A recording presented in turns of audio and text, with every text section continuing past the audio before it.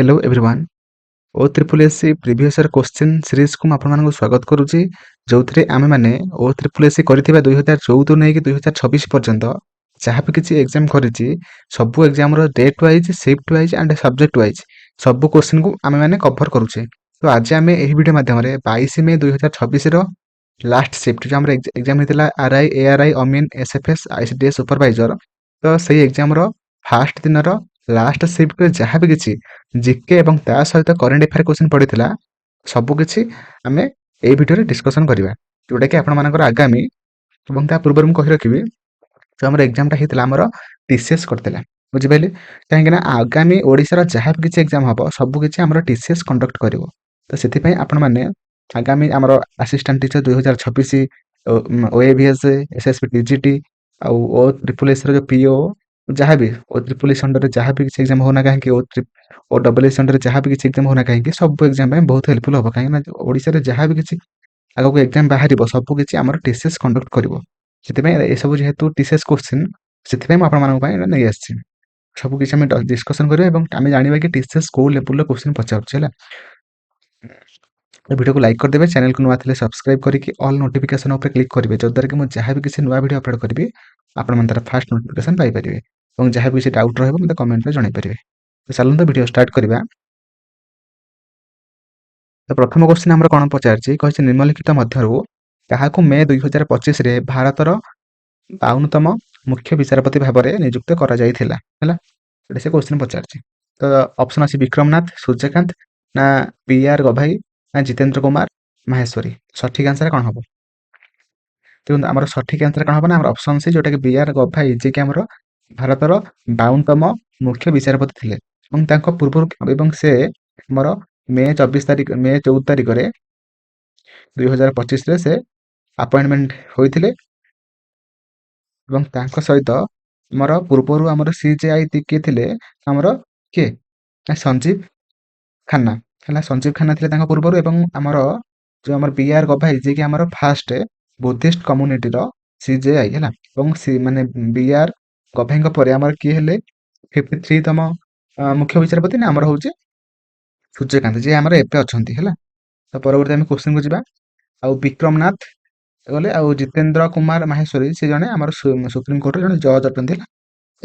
तो परवर्ती क्वेश्चन को जिबा कहि जून 2025 रे शिल्प विकास को त्वरान्वित करिया पय निम्नलिखित मध्यरु केउ राज्य उद्योग क्रांति योजना शुभारंभ करथिला। तो ऑप्शन अछि उत्तर प्रदेश पंजाब पश्चिम बंग आंध्र प्रदेश। तो सठिक आंसर कोन हबो जोटा कि सठिक आंसर कोन हबो ना ऑप्शन बी जोटा कि पंजाब हैला। Option B will be right answer scheme टा पचारथिला।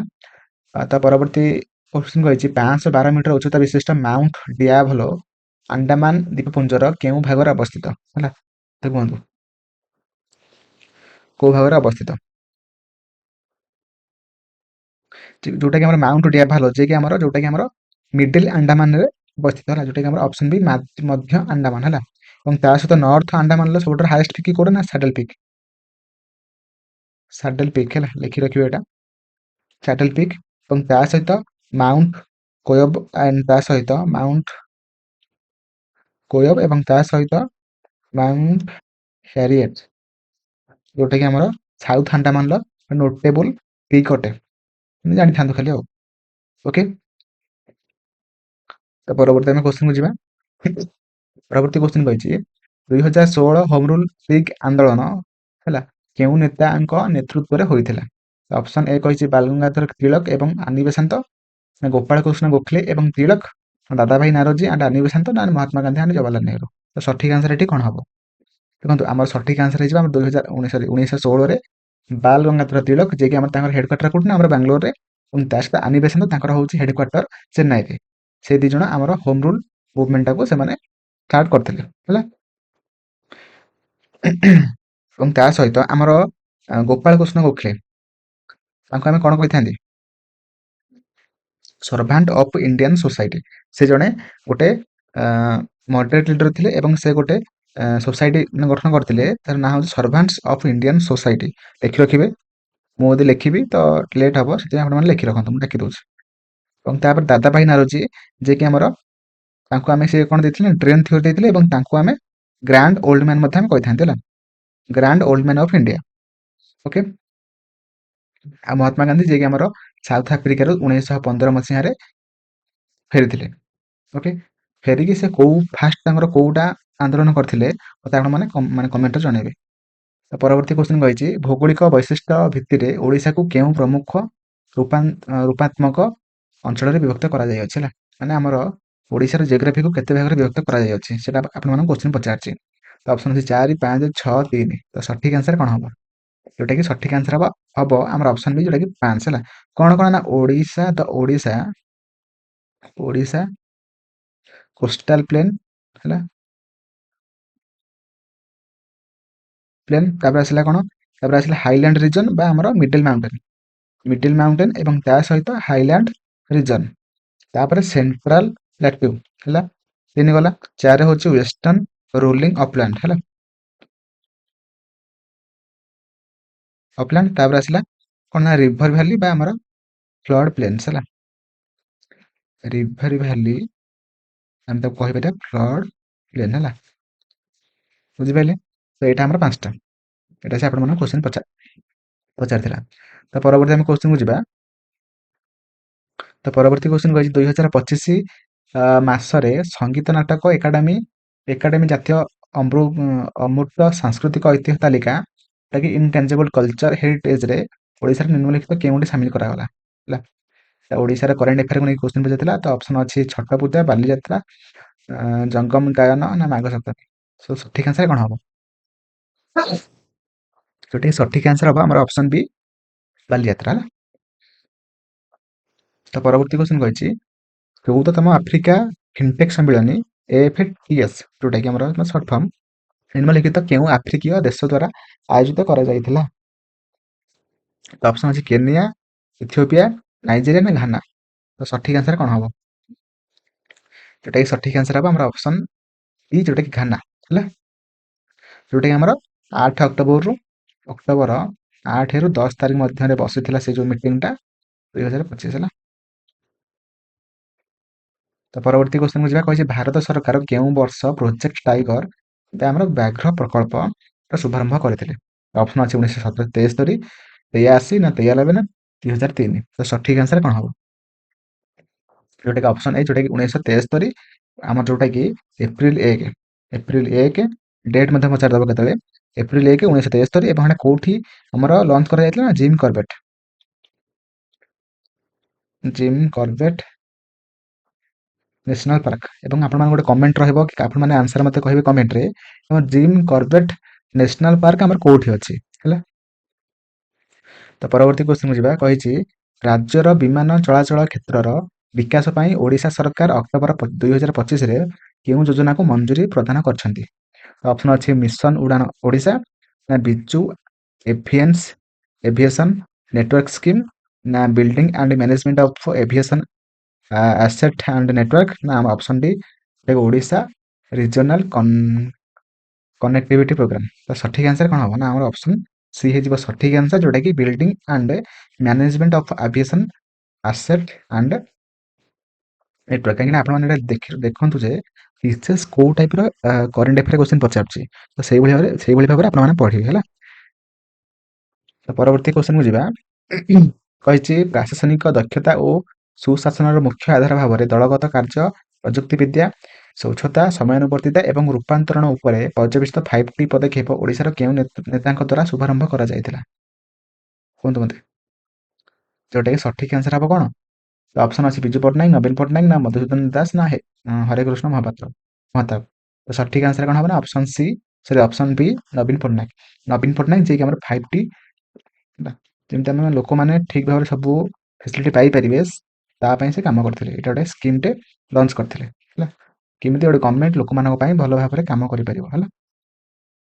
ତ ପରବର୍ତ୍ତୀ କ୍ୱେଶ୍ଚିନ୍ କହିଛି ଗ୍ଲୋବାଲ ଇନୋଭେସନ୍ ଇଣ୍ଡେକ୍ସ ଯୋଉଟାକି ଆମର 2025 ଅନୁଯାୟୀ ନିମ୍ନଲିଖିତ ମଧ୍ୟରୁ ଭାରତର ବିଶ୍ୱସ୍ତରରେ କେଉଁ ସ୍ଥାନ ଲାଭ କରିଛି? ଭାରତ ବିଶ୍ୱସ୍ତରରେ କେଉଁ ସ୍ଥାନ ଲାଭ କରିଛି? ତ ଅପସନ୍ ଅଛି 38ତମ, ର୍ୟାଙ୍କ କେତେ ପଚାରିଛି ହେଲା।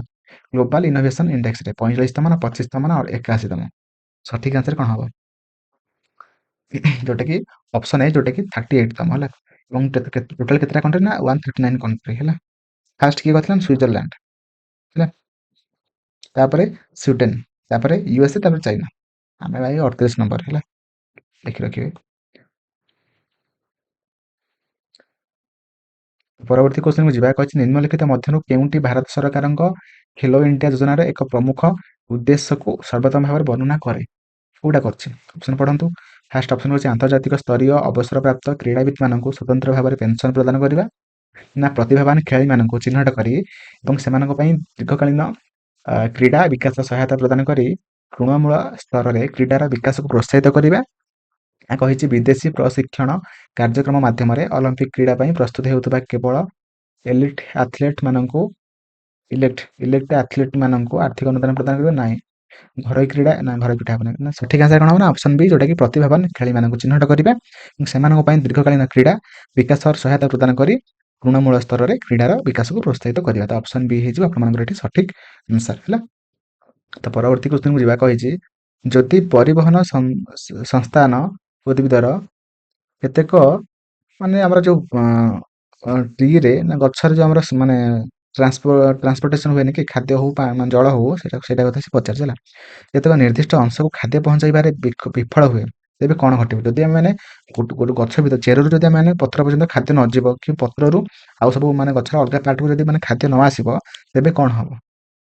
କ'ଣ ହବ ନା ଅପସନ ଏ, ଯୋଉଟା ପୋଷକ ତତ୍ଵର ଅଭାବ ହେତୁ ସେହି ଅଂଶ ଗୁଡ଼ିକ ଜୀବିତ ରହିପାରିବେ ନାହିଁ, ମରିଯିବେ। ଖାଦ୍ୟ ନ ଖାଇଲା ମାନେ ମଣିଷ ତ ଆମର ବଞ୍ଚିବନି, ଆଉ ଗଛ କ'ଣ ବଞ୍ଚିବ? ବୁଝିପାରିଲେ କି ନା? ସେ ସବୁ ଏକା ଟାଇପର।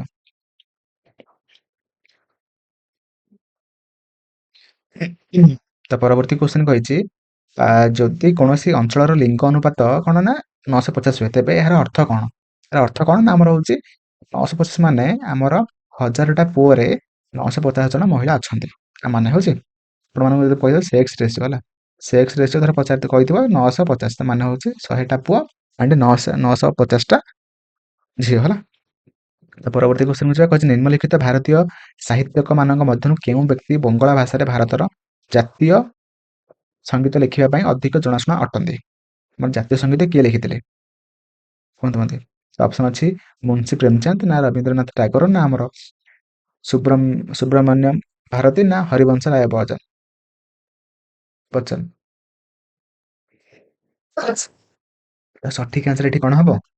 ରବୀନ୍ଦ୍ରନାଥ ଟାଗୋର ହେଲା, ଯିଏକି ଆମର। ପରବର୍ତ୍ତୀ କ୍ୱେଶ୍ଚନକୁ ଯିବା। ପରବର୍ତ୍ତୀ କ୍ୱେଶ୍ଚନ ଅଛି ଭାରତୀୟ ସମ୍ବିଧାନର କେଉଁ ଅନୁସୂଚୀ, ମାନେ ସିଡ୍ୟୁଲ କଥା କହିଛି ଆପଣମାନଙ୍କୁ ଏଠି, କେନ୍ଦ୍ର ଓ ରାଜ୍ୟ ଗୁଡ଼ିକ ମଧ୍ୟରେ କ୍ଷମତା ବଣ୍ଟନ ସମ୍ବନ୍ଧରେ ବର୍ଣ୍ଣନା କରାଯାଇଥାଏ ହେଲା। ନା ଯୋଉ ପାୱାରକୁ 3 ଭାଗରେ ବିଭକ୍ତ କରାଯାଇଅଛି, ତ ସେଇଟା ଆମର କୋଉ ସିଡ୍ୟୁଲରେ ମେନସନ ହେଇକି ଅଛି? ଫାଷ୍ଟ ନା 7, ନା 9, ନା 10? ଯୋଉଟା କି ସଠିକ ଆନ୍ସର ହବ ଆମର 7 ହେଲା। 7 ନମ୍ବରରେ ସିଡ୍ୟୁଲରେ ଲେଖା ହେଇଛି କି ଆମର ପାୱାର ଗୁଡ଼ିକୁ ସବୁ ଆମର କେନ୍ଦ୍ର ଏବଂ ରାଜ୍ୟ ଗୁଡ଼ିକ ମଧ୍ୟରେ କ୍ଷମତା ପ୍ରଦାନ କରାଯାଇଛି ହେଲା। ଏବଂ ତା ସହିତ ପ୍ରଥମରେ ଆମର କ'ଣ ଲେଖା ହେଇଛି ନା ଆମର ଷ୍ଟେଟ୍ ଆଣ୍ଡ ୟୁନିୟନ ଟେରିଟୋରୀ ସମ୍ପର୍କରେ ଆମର ଲେଖାଯାଇଅଛି। ଆଉ ନବମରେ ଆମର କ'ଣ ଲେଖା ହେଇଛି କୁହନ୍ତୁ ମତେ? ନବମରେ ଆମର ଲେଖାଯାଇଛି କ'ଣ ନା ହଉଛି ଆମର ଟ୍ୟାକ୍ସ ବିଷୟରେ, ରେଭିନ୍ୟୁ ଟ୍ୟାକ୍ସ ହେଲା। ତା ସହିତ ଦଶମରେ ଆମର କ'ଣ ଲେଖାଯାଇଛି ନା ଆଣ୍ଟି ଡିଫେକ୍ସନ ଲ। ଯେତେବେଳେ ଆମର ଗୋଟେ ଏମଏଲଏ କି ଏମପି ମାନେ ପାର୍ଟି ପରିବର୍ତ୍ତନ କରିଥାନ୍ତି, ଗୋଟେ ପାର୍ଟିରେ ଥିବେ, ଇଲେକ୍ସନ ଥିବେ, ଆଉ ଗୋଟେ ପାର୍ଟିକୁ ପଳେଇବେ, ସେତେବେଳେ ଆମର ଗୋଟେ ବାଇ ଇଲେକ୍ସନ ହୋଇଥାଏ, ସେଟା ହଉଛି ଆଣ୍ଟି ଡିଫେକ୍ସନ ଲ। ଓକେ, ତ ପରବର୍ତ୍ତୀ ଆମେ କ୍ୱେଶ୍ଚନକୁ ଯିବା। ପରବର୍ତ୍ତୀ କ୍ୱେଶ୍ଚନ କହିଛି ସାଧାରଣତଃ କେବଳ ଗରମ କରି ନିମ୍ନଲିଖିତ କେଉଁ ଧାତୁକୁ ସେଗୁଡ଼ିକର ଖଣିଜ ପିଣ୍ଡରୁ ନିଷ୍କାସନ କରାଯାଇପାରିବ ହେଲା, କେବଳ ଗରମ କରିକି? କୁହନ୍ତୁ। ଅପସନ ଏ ସୁନା, ତମ୍ବା, ପାରଦ, ରୂପା। ଯୋଉଟା କି ସଠିକ ଆନ୍ସର ହବ କ'ଣ ନା ପାରଦ ହେଲା। ଦେଖିପାରୁଥିବେ ସବୁଗୁଡ଼ା ଟିକେ ଅଲଗା ଅଛି, ଗୋଟେ ନା ପାରଦଟା ଅଛି। ତ ପରବର୍ତ୍ତୀ କ୍ୱେଶ୍ଚନକୁ ଯିବା। କହିଛି 2012ରେ ଯୋଜନା ଆୟୋଗ ଦ୍ୱାରା ଦାରିଦ୍ରତା ଆକଳନ ପାଇଁ ନିମ୍ନଲିଖିତ କେଉଁ କମିଟି ଗଠିତ ହୋଇଥିଲା? କେଉଁ କମିଟି ହେଲା? 2012ରେ ଯୋଜନା ଆୟୋଗ ଦ୍ୱାରା ଦାରିଦ୍ରତା ଆକଳନ ପାଇଁ ହେଲା, ଆମର ଦାରିଦ୍ରତାକୁ ଆମର ଆକଳନ କରିବା ପାଇଁ ଆମର କେଉଁ କମିଟି ଆସିଥିଲା? ତ ଅପସନ ଅଛି ମାଲିମଥ କମିଟି, ନା ଆମର କେଲକର କମିଟି, ନା ରଙ୍ଗ ରାଜନ କମିଟି, ନା ଏଲଏନ ସିଫାଇ କମିଟି? ତ ସଠିକ ଆନ୍ସର ହବ ଆମର ଅପସନ ସି, ଏଟା ରଙ୍ଗ ରାଜନ କମିଟି। ଅପସନ ସି ହେଇଯିବ ଆପଣମାନଙ୍କର ଏଠି ସଠିକ ଆନ୍ସର। ଏବଂ ତା ସହିତ ମୁଁ କହି ରଖିବି ଆମର କେଲକର କମିଟି ଆମର କ'ଣ ପାଇଁ ଆସିଥିଲେ? କେଲକର କମିଟି ଆମର ଫିସ୍କାଲ କନସଲିଡେସନ ପାଇଁ ମଧ୍ୟ ଆମର ଆସିଥିଲେ ହେଲା। ଆଉ ଆମର ମାଲିମଥ କମିଟି ଯିଏକି ଆମର କ୍ରିମିନାଲ ଜଷ୍ଟିସ ସିଷ୍ଟମ ପାଇଁ ଆସିଥିଲେ ହେଲା। କ୍ରିମିନାଲ ଜଷ୍ଟିସ ସିଷ୍ଟମ ପାଇଁ ସେ ଆସିଥିଲେ। ଏବଂ ଏଲ୍ଏନ୍ ସିଂଘାଭି କମିଟି ଆମର ଯିଏକି ଆମର ପଞ୍ଚାୟତ ରାଜ ଇନଷ୍ଟିଚ୍ୟୁସନ ପାଇଁ ସେ ଆସିଥିଲେ, ପଞ୍ଚାୟତ ରାଜ ଇନଷ୍ଟିଚ୍ୟୁସନ ପାଇଁ ସେ ଆସିଥିଲେ ହେଲା। ଆଉ 3ଟା କ୍ୱେଶ୍ଚନ ଆମେ ଛାଡ଼ିଦେଲେ ସେଗୁଡ଼ିକ ମଧ୍ୟ ଆମେ କରିଦେବା। ଏଠି ଆମେ 2ଟା କ୍ୱେଶ୍ଚନ ଛାଡ଼ି ଦେଇଛନ୍ତି। ତାପରେ କ୍ୱେଶ୍ଚନ ଏଠି ଥିଲା କ'ଣ, ଭୂସ୍ଖଳନ ପ୍ରକ୍ରିୟା ମାସ୍ ମୁଭମେଣ୍ଟ ପ୍ରୋସେସ ରେ ଶିଳା ଓ ମାଟି ନିମ୍ନମୁଖୀ ଗତି ପାଇଁ କେଉଁ ବଳ, ଦେଖନ୍ତୁ ପୃଥିବୀରେ ଯାହା ବି କିଛି ଆମେ ଉପରକୁ ପକାନ୍ତି ତଳକୁ ପଳେଇ ଆସିଲା, କ'ଣ ପାଇଁ ପଳେଇ ଆସିଥାଏ ହେଲା, କ'ଣ ପାଇଁ ପଳେଇ ଆସିଥାଏ ସେଟା ସେ ପଚାରିଛି। ତ କହିଛି ପବନ, ମାଧ୍ୟାକର୍ଷଣ ବଳ, ନା ଜଳ, ନା ତାପ। ସଠିକ ଆନ୍ସର ହବ ଆମର ଅପସନ ବି, ଯୋଉଟା କି ମାଧ୍ୟାକର୍ଷଣ ବଳ ହେଲା। ତ ପରବର୍ତ୍ତୀ କ୍ୱେଶ୍ଚନ କହିଛି ଏଠି, କହିଛି ଯଦି ଏକ ଉତ୍କଳ ଲେନ୍ସର ଫୋକସ ଦୂରତା ମାନେ ଫୋକାଲ ଲେନ୍ଥ ଯୋଉଟାକି 25 ସେଣ୍ଟିମିଟର ଏବଂ ବସ୍ତୁକୁ ଲେନ୍ସ ଠାରୁ 50 ସେଣ୍ଟିମିଟର ଦୂରରେ ରଖାଯାଏ, ତେବେ ପ୍ରତିବିମ୍ବ କେଉଁଠାରେ ସୃଷ୍ଟି ହେବ? କୁହନ୍ତୁ ମତେ। ସଠିକ ଆନ୍ସର କେମିତି ବାହାର କରିବେ? ଦେଖନ୍ତୁ ଆମର ଫର୍ମୁଲା ଅଛି 1/FA is equal to 1/V minus 1/U, ବୁଝିପାରିଲେ? ଏଇଟା ହଉଛି ତାର U ଏବଂ ୟୁଟା ହଉଛି ମାଇନସରେ ହବ ହେଲା, କାହିଁକିନା ଆମର ମିରର ଯେହେତୁ ମାନେ ଫ୍ରଣ୍ଟରେ ଅଛି ହେଲା, ମାନେ ଦର୍ପଣର ଯେହେତୁ ଫ୍ରଣ୍ଟରେ ସେ ଅବଜେକ୍ଟ ଅଛି, ସେଥିପାଇଁ ଏଟା ମାଇନସ ନିଆହବ। ଏବଂ କ'ଣ ପାଇଁ ନା ଏଟା ହଉଛି ଗୋଟେ ଉତ୍ତଳ ଲେନ୍ସ ହେଲା। ତାହେଲେ ଫୋକାଲ ଲେନ୍ସ ମାନେ 25 ଫୋକାଲ ଲେନ୍ଥ 1/V ବାହାର କରିବା, 1/U ଜାଗାରେ ଆମେ ମାନେ -50 ଏଟା ମାଇନସ୍ ମାଇନସ୍ ପ୍ଲସ୍ ହେଇଗଲା। ତ ଏଟା 1/V is equal to 1/25 minus 1/50, 1/V is equal to 50 loss ଆଗୁ ହେଇଗଲା 2 - 1 1/50। ତାହେଲେ ଆମର ଭିଟା କେତେ ବାହାରି ପଡ଼ିଲା, ହଉଛି 50 ସେଣ୍ଟିମିଟର ହେଲା। ଅପସନ ଡି ହେଇଯିବ ସଠିକ ଆନ୍ସର ହେଲା। ବିପରୀତ ଦିଗରେ ମାନେ ଯୋଉ ଦିଗରେ ଆମର ଲେନ୍ସ ଅଛି ତାର ବିପରୀତ ପାର୍ଶ୍ୱରେ 50 ସେଣ୍ଟିମିଟର ଦୂରରେ ସେ ପ୍ରତିବିମ୍ବଟା ସୃଷ୍ଟି ହେବ। ଅପସନ ଡି ହେଇଯିବ ଆପଣମାନଙ୍କର ସଠିକ ଆନ୍ସର।